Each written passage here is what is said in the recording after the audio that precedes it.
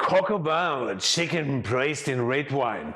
Coq au vin is actually not what we think it is because originally it was made from rooster. You know, coq in French means rooster, and rooster is old, sinewy and tough. Hence, you always hear those long cooking times, long marinating times, and then you cook it exactly like that at home, and then you end up with a sort of red wine flavored chicken mush.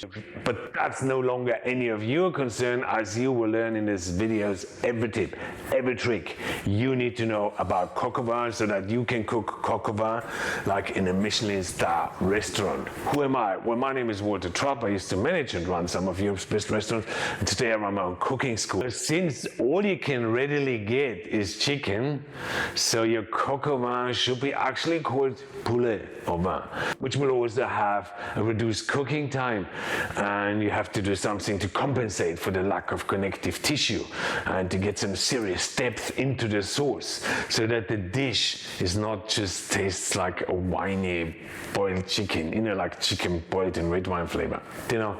So basically that will then cancel out the chicken breast, so because they will be too dry. So all we're going to use today are legs. So let's get into it. So first, cut the legs off by moving most of the skin towards the breast. Then just cut through the skin. There's no cutting of the meat, and basically flip the thigh bone out of the socket. Make sure you also include the chicken oyster and have that in as well, and then just cut along the bone, just scrape along the bone, and off comes the chicken legs. You can of course learn it much better in my online courses, so check the link out below. Then you cut the tendons off. I want to French the drumstick bone as well, and I just sort of try to cut through it. I hack through it with a knife, so basically all halfway through, and through that I French the bone absolutely perfect. So next we're going to marinate it. I'm going to add the salt and the wine onto the chicken because the salt will be needed because it has such a short cooking time. I need to get the salt into the meat, some bay leaf, some cloves. You have the recipe in the link below, peppercorns, and then the wine. So the acid of the wine and the salt will cure the meat. It will make the meat firmer. The acid will make the meat fibers much harder, tougher, which you exactly want with a chicken, because most of the chickens you find today are literally hold up to 30% of water which gets injected after they get killed, and I want to get some of that out, and then you marinate it for at least 2 days. Put the weight on the top of it to submerge it. The story goes that the French rooster is a national emblem or veiler for the ancient Gauls. You know, Julius Caesar apparently during his campaign besieged a Vern tribe, and the chieftain sent out a courier with a live rooster as a sign they will never give up, they will never be defeated. I mean, it's so typical French because we all know where it goes from there, isn't it? I mean, it's since Caesar killed the chicken, the rooster, and returned it to the French, but only after he cooked it in red wine, and so apparently invented coq au vin. I mean, the rest, yeah, it's all history, isn't it? Well, there's another really good story and a really good tip. I'll tell you them both at the end of the video. So next, let's work on the garnishes. I get some shallots. I know in the US they're not shallots. You use spring onions for that, but that's what shallots are in the rest of the world. So anyway, you just peel them off and you take the core out of the nice looking pieces. Those ones we're gonna use for the garnish. All the other stuff, you just chop it up, cut it up, and that's gonna be basically going into our sauce. That's gonna be our onions or shallots, and just set it aside. Cut a carrot, and just sort of, if you want to leave the vegetables in, you need to cut them really nice. I'm gonna strain mine out, but you could leave all the vegetables, of course, in your coq au vin if you cut them really pretty, just like you see that with my carrots here. So you dice them, you set them aside, and then you cut some celery. Now the carrots and the shallots are absolutely necessary, but the celery is not necessary, if you know what I mean. So you cut it up really nicely too. Cut it in strips and cut it exactly like the carrots. I was waiting for that joke a long time to get that out, and now I did. That's great. So peel the garlic and then you crush it and you add that too. So celery, shallots, garlic, and carrots. And that's going to be the vegetables for our dish, and I cut them all up really nicely. The other garnish we need is obviously some bacon lardons on the top, so just cut the bacon and then you cut it into battens, and then you can set it aside too. So all that is, of course, you do that just before you cook the chicken, and then set that aside. Next, parsley. I'm just going to use the stalks in my dish too. What I will put also on there will be thyme stalks and mushroom stalks. Check out my video on mushrooms so that you learn exactly why do I take those stalks out, and the stalks go into the sauce, while the mushroom will be a really nice garnish in the top. Chop them up a little bit, and here we go. So loads and loads of different flavors in my coq au vin already, but I will tell you some absolutely amazing flavors towards the end, real tricks.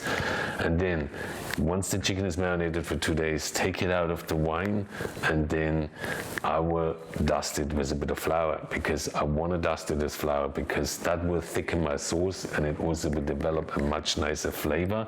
The wine obviously is a bit full of sugar, so it can burn really fast. And when you dust it with flour, just make sure you rub a little bit of flour on it, dust it off, set it aside, and then I think we are ready for cooking. Pot, butter, it's French, you're gonna have to use butter. And then put those chicken legs in and brown them really nicely on both sides. There's more color you get on there, there's more flavor you get on there. I'll tell you more about how you can infuse different flavors at the end to make an even richer and deeper sauce. So just really fry it nicely, turn it over once or twice. I mean, you know how good roasted chicken tastes.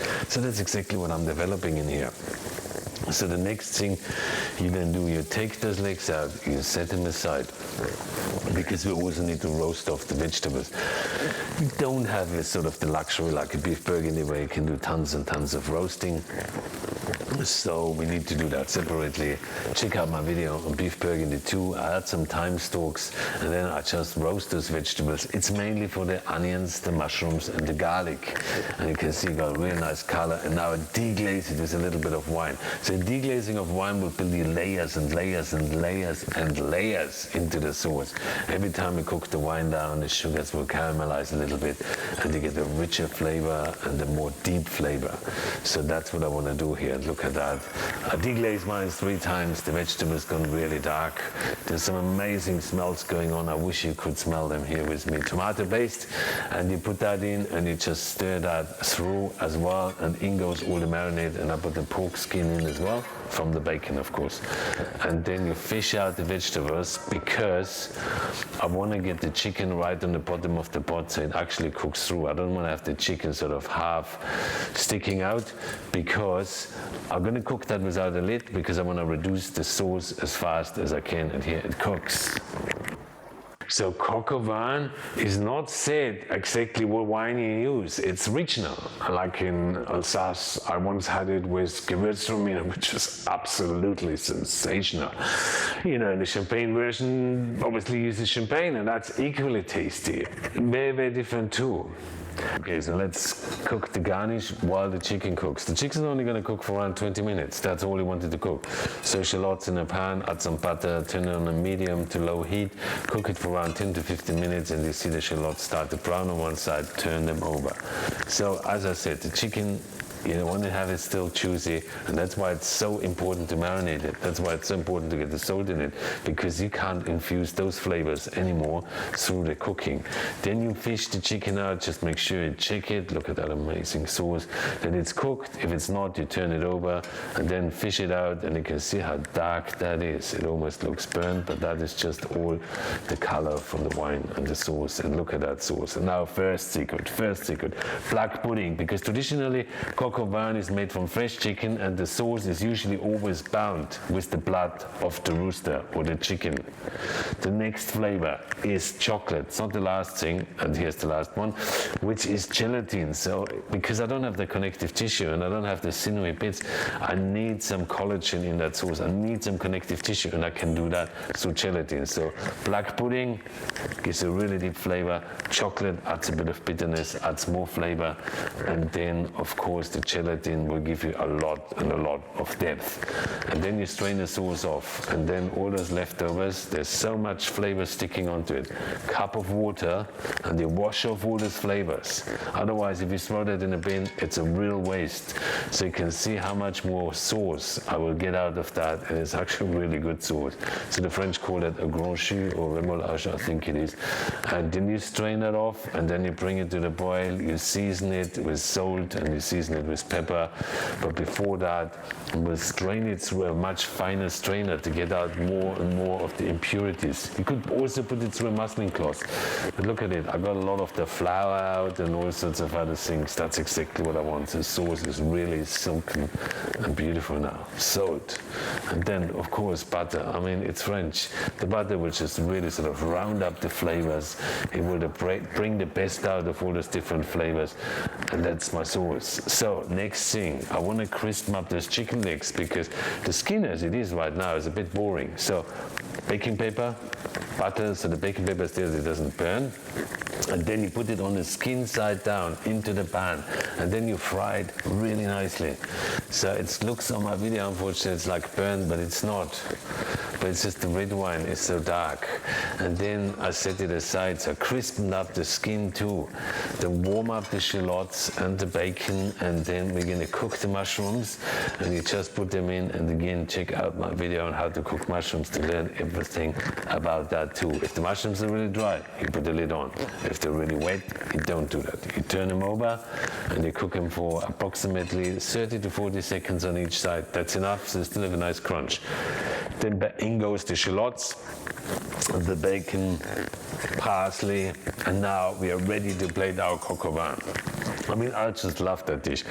It's actually really fast. It just needs a bit of preparation of marinating the chicken. But when you cook it, it's super quick and it's super nice. And the chocolate, which just gives you that depth. The blood gives you so much, or the black pudding gives you so much round and beautiful flavors. Just like the spice cloves do, they give you almost a bit of a mulled wine taste, and the gelatin adds the depth. So here we go. That is my coq au vin. The story of Caesar and that French tribe, I mean, if you ask me, it's pretty sad. But it cannot be changed anymore. It's literally, it's a bit like water in the fridge, isn't it? No point worrying about it. But we got a pretty amazing dish. However, the French don't like that story. So there is another one for you, which goes like that. King Henry IV of France in the 14th century said in a famous speech, a chicken in every pot, to basically promise welfare to everyone. So the rich and the poor will be treated equally. I mean, he did not mention the wine, but I guess that was taken for granted in France. Anyway, thank you so much for watching. Check out my online courses and my video on beef Burgundy to learn the sister recipe of the dish, and you have a great day.